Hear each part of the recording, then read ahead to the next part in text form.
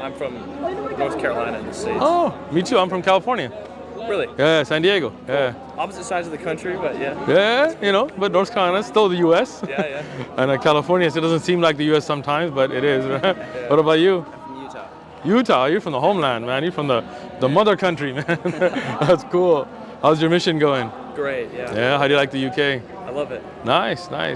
So do you got a lot of interactions with a lot of other Christian groups out here then? Yeah, a fair bit. Yeah, I always have a lot of discussion with evangelicals. They're way different. I like the Mormons, man. I like you guys do a lot of research on the Bible, man. That's cool. I was in Utah myself a while back in Salt Lake and Ogden. It's pretty cool, man. Met some of your elders out there. It's cool. Nice. Yeah, do you know a lot about Islam or? A fair bit. I've picked up some from. Right? What do you know?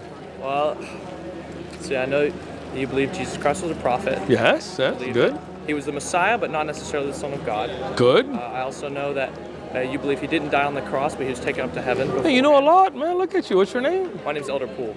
Your name is Elder or you are Elder? No, I'm just cool. I'm just messing with you. Elder cool, man. So go ahead. What else? I also know that you believe that at the end of the world, Jesus Christ will come back and defeat the Antichrist. Nice. I don't really know a whole lot about Islamic afterlife or anything like All that. right. Well, we believe in heaven. We believe in hell. Not so much like the Christian, like Hollywood version, but more like an everlasting, wonderful life in peace where you can see God, live forever. We believe there's a punishment in hell. We don't believe the devil rules hell. We believe he's being punished as well because he's not, it's not like he's a king in hell or something like that. Yeah. But Mormons, we have, whoa, that lady's loud. We have some things in common. I mean, you believe that the Bible, as the King James Version, as they have it today, is not complete, right? Yeah. And we believe it's been corrupted as well. We believe the true message of Jesus that he spoke to his followers in Aramaic is not what we find in the New Testament today, right? So that's something we have in common, right? You guys do Christmas though, right? What's up with that though, man? You know Christmas is not from Jesus' birthday, right? Yeah, but I think it's more about the message behind it than the actual day. But it's a pagan holiday though, right? Saturnalia, 25th of December. I mean, it was there pre-Christianity. Early church fathers condemned it. In fact, the Puritans that came to the U.S. condemned it originally. So why would you celebrate something that was a pagan festival, right? Well, like JWs don't celebrate it. We're celebrating the Christ part of it, right? I don't think God's going to be mad if we're celebrating Christ. But you're talking about a birth that wasn't on that day. It's a lie, right? Like if you say this is the day Jesus was born and historically he wasn't, you guys are well read in the Bible. If you talk about how when the wise men came and so on, being out in the field, it couldn't have been December, it would be way too cold, right? So historically, most Christian historians will tell you that Jesus was born in the summer. So to make 25th of December, which was pre-Christianity, Saturnalia, pagan festival, into being the birth of Christ is just not a reality, right? That's why the JWs don't celebrate it too, Yeah. So that, like, I always feel funny because I used to go to church growing up and they'd tell us that Jesus was born and knowing that it wasn't his date of birth, right? That's just like lying to your congregation, right? Don't you think so?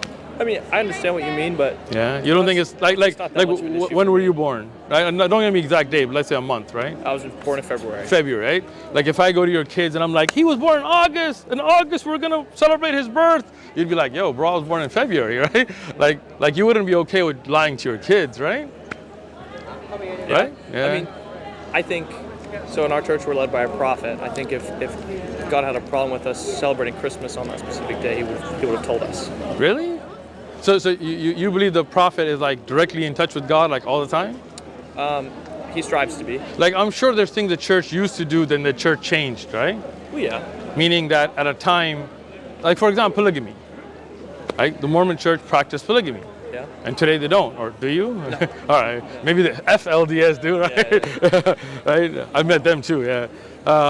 So now, at that time that the church was practicing polygamy, the prophet didn't tell them, your prophet, this is wrong, right? But today, if you do it, your current prophet tells you can't do it, right? Yeah. So was he not in touch with God back then, or how did that happen, right? Do you think polygamy is wrong? Let's put it that way.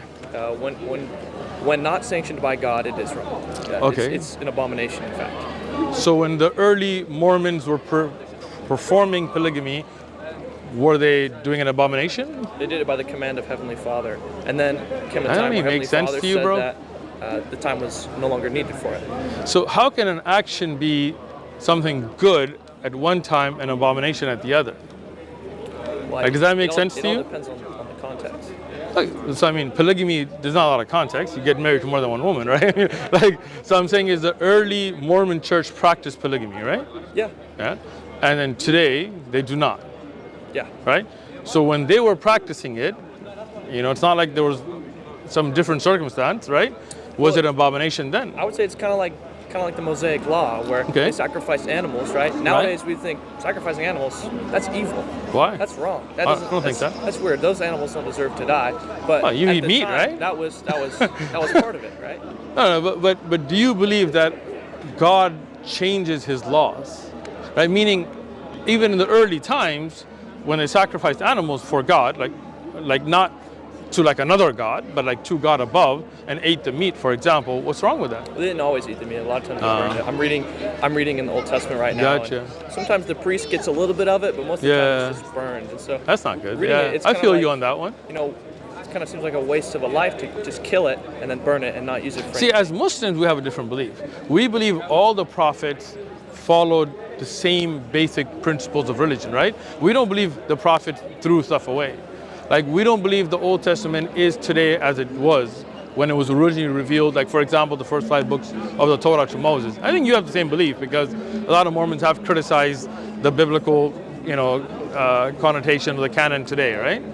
I mean, in fact, Joseph Smith had his own translation of the New Testament, but you guys don't use it. It's not really a translation. That's kind of a. It is. I have it. He translated it. He didn't actually translate. He just read the New Testament and received inspiration as he read it. So there was no reading the Greek manuscript and translating. I think it is. Are you sure? Yeah. I have it. And it's actually side by side the one I have with King James, and he translated differently. It's not not reading the English and then writing another English. He actually looks at, and there's difference in verses. You can Google it. I've read it, yeah. Have you read the side by side Yeah. with the King James? Yeah, so most of it's very similar, but as he read Very the different. King James Version, he received inspiration to add inspired correction to it. No, but many of them, the verses, his translation has additional wording that is not in the King James. Not just a translation, but additional wording. Yeah. So you do believe that King James was wrong because he corrected it, right? Not necessarily. We just think it was. As a whole, the King James Version is generally correct, but it has some imperfections. But today, why don't you guys use his translation instead of the King James? Because he obviously corrected it. That doesn't make sense, right? I mean, if he's a prophet who's getting direct revelation and he sees the King James translation has mistakes and corrects them, as a Mormon, I would think you'd be like, let's use his. That make sense? I suppose it would. Yeah. It would make sense, but they don't. Yeah. Because I heard somebody copyrighted it, right? And then you had a split in the church, and they got the copyrights for the Joseph Smith translation. I don't know. You should look into it, man. I mean, you're on a mission. You should know your religion, know your history well, right? Yeah. I mean, we do research, but we don't have all the answers. We're just sharing about the Book of Mormon, how it's changed our lives, nice. how it's changed other people's lives. Yeah. So, what do you believe about the afterlife? I guess similar to you, where we believe there is. Heaven? Heaven is peace in the presence of God. Okay. With your family. Okay. We also don't believe polygamy in heaven? I don't know. I think you do believe that, because that's what I read. But and then we don't believe in a biblical, a Hollywood hell. All right, good. Me too, man. We're good on that. Really, the greatest punishment anyone can receive is not being in the presence of God. Right? What do you think about the mark of Cain? I don't know. You know what mark of Cain? No, I know what it is, but what is it? Well, it has roots in Genesis, but I really don't know much about it. You really don't? You should read. Brigham Young explains it. Oh yeah. Okay. What does he say? Do you know? I just know Brigham Young. He wasn't perfect. He said something. He's a prophet, though, right? Oh yeah. So he got revelation from God. Yeah. So when God told him that mark of Cain is dark skin, that was revelation, right? I don't know if he necessarily claimed that it he did. was revelation. And even if it was, Brigham Young was not without his flaws. So as a prophet, when he brings a message, his message can be wrong? Sometimes. That's kind of weird. And if you're in touch with God, you're getting a message, then Yeah, but also Brigham Young still sinned because he was a man, right? He wasn't Christ. Yeah. And so he was capable of Lying about God? no, not necessarily lying, but I mean, saying the mark of Cain is dark skin is not a personal opinion, is it? It's like, that's revelation, right? here's the thing: is that revelation doesn't come in a vacuum. People are influenced by their surroundings. So Brigham Young was influenced by his surroundings. He lived in America in the 1800s. He was racist. Everyone was racist back then. So right? prophet was racist. That doesn't make sense to me. Well, I don't believe any of the prophets are racist.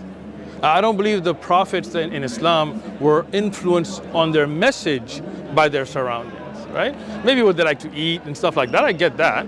But if a prophet is tainted by racism, then that message, if it's tainted, that's just wrong, right? Like, how are you going to follow a prophet who's racist against black people? Well, I think it's kind of like tossing the baby out with the bathwater, just because not everything is necessarily, not everything a prophet does. But the message, is godlike. The core of their message is. Again, truth. like let's say you step on my foot, like that's different. But if you came and told me that black people are black because they're cursed, it'd be hard for me to follow you, right? Yeah. Because that's a message that's tainted, not a personal interaction, right? Right? Sure. Yeah. Okay. So like when you read in the writings of Brigham Young and even the Book of Mormon about the mark of Cain, that's like, to me that would be difficult to swallow, thinking that God cursed people with dark skin, right? Yeah. I mean, that's why you don't see a lot of black Mormons, huh? Actually, there are a few, but not a lot. Yeah. There's actually the church is growing really quickly in Africa. Yeah. Did you guys share that passage with them though? I mean, probably not. Right? Everything's been published. Yeah. The church isn't hiding anything anymore. Yeah. So. That's good. That's good. At least it's published. Yeah. Yeah. But they weren't allowed to be black Mormons until what, the 80s, was it? No, everyone was allowed to join the church from the very beginning. Nah, I think there was a time when you couldn't be a black Mormon. You better look that up. Yeah. No, Google it. Yeah. I know what you're talking about, but it wasn't a ban on membership. It was a ban on receiving the priesthood. So why couldn't you be a black priest? You couldn't. No, not at the time. Why not? Because it was racism. So the Mormon church was racist. Yeah, but so is every church in the Not 1800s. Muslims. No, Muslims were not racist in the 1800s. We've always had black Muslims. We've always had black Muslim scholars. We've always had black Muslim imams. And Chinese and white and brown. That's awesome. That's cool. You ever read the Quran? I've read some of it. All right, cool, man. Well, take a read. If you have any questions, let me know. Okay. All right. Good talking to you guys. What was your name? Uthman. Uthman. Yes. Nice to meet you. Nice to meet you. Nice to meet you. Think about things, man. All right? Oh, we do, yeah. Good.